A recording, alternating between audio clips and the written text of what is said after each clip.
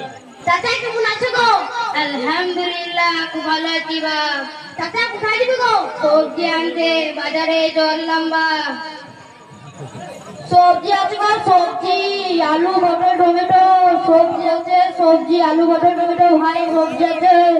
চাচা দেখো সবজি ওলা হাই কিছু দেখো। বাপ ডাকো ডাকো, আমাকে আর কষ্ট করে বাজারে যেতে হবে না। ও ভাই সবজি ওলা এদিকে একটু এসো তো। ভাই আমাকে ডাকছো? ভাই তোমাকে ডাকছি। আচ্ছা, টমেটো কত করে কিলো? চাচা ভালো টমেটো কম দামে পাবে, মাত্র 20 টাকা কিলো। আচ্ছা, আমাকে 1 কিলো টমেটো দাও তো।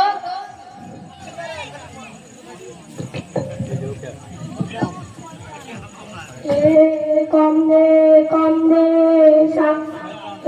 কম দে কম দে, সামনে মাঠে করলে টাকা কম করছে। দেখুন তো বাপ, এটা 1 কিলো টমেটো হচ্ছে কিনা।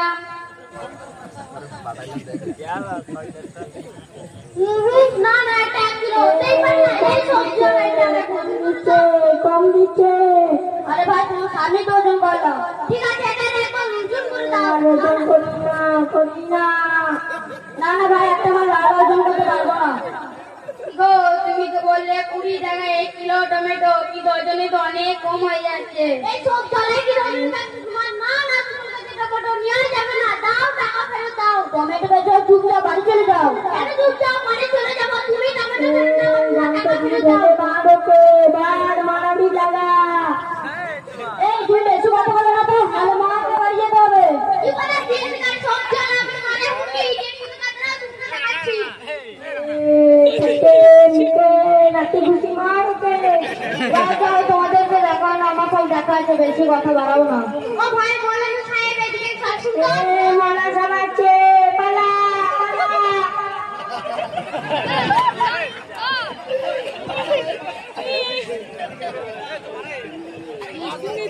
আসসালামু আলাইকুম ওয়া রাহমাতুল্লাহি ওয়া বারাকাতুহু।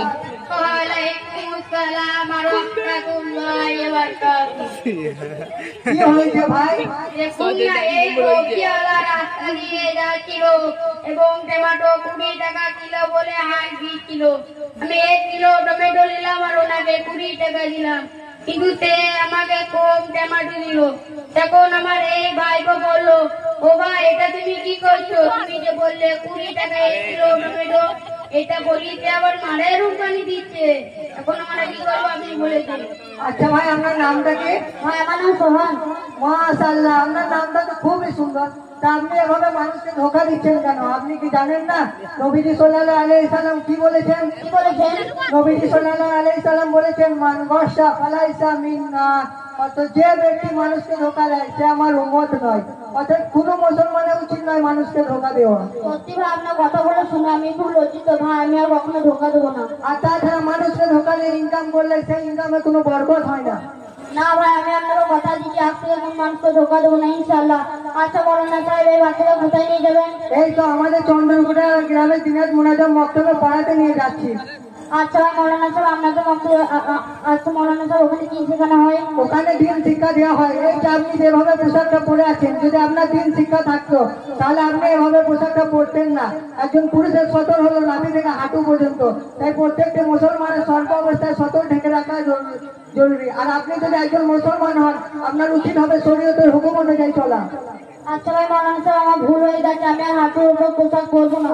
আচ্ছা ভাই মৌলানা সাহেব, আমার একটা বাচ্চা আছে, বাচ্চাটাকে কি মক্তবে ভর্তি করতে পারি? আপনার বাচ্চার এখন বয়স কত? আমার বাচ্চার বয়স এখন 6 বছর। হ্যাঁ, আমাদের মক্তবে 5 বছর বয়স থেকে ভর্তি নেওয়া হয়, অতএব আপনি ভর্তি করতে পারেন। আচ্ছা ভাই মৌলানা সাহেব, আপনাদের মক্তবে কি কি শেখানো হয়? আমাদের মক্তবে প্রতিদিন নিয়মিত যদি 1 ঘন্টা করে দিনের মক্তবে ক্লাস করে, তাহলে আপনার বাচ্চা দিনের গুরুত্বপূর্ণ মৌলিক বিষয় যেমন কুরআন, হাদিস, আকায়েদ, মাসাইল ও ইসলামিক তরবিয়ত ও ভাষা সম্পর্কে জ্ঞান অর্জন করতে পারবে ইনশাআল্লাহ। আর প্রতিটা বাচ্চা যেন দিন শিক্ষা করতে পারে, তার জন্য প্রতিটা বাচ্চাকে যেন মক্তবে পড়াতে পারে, তার জন্য সমস্ত গার্জিয়ানকে সচেষ্ট হতে হবে। বাচ্চাদেরকে সঠিক দিন শিক্ষা দিলে তাদের দিনের ওপর চলা সহজ হবে। আসসালামু আলাইকুম ওয়া রাহমাতুল্লাহি ওয়া বারাকাতুহু।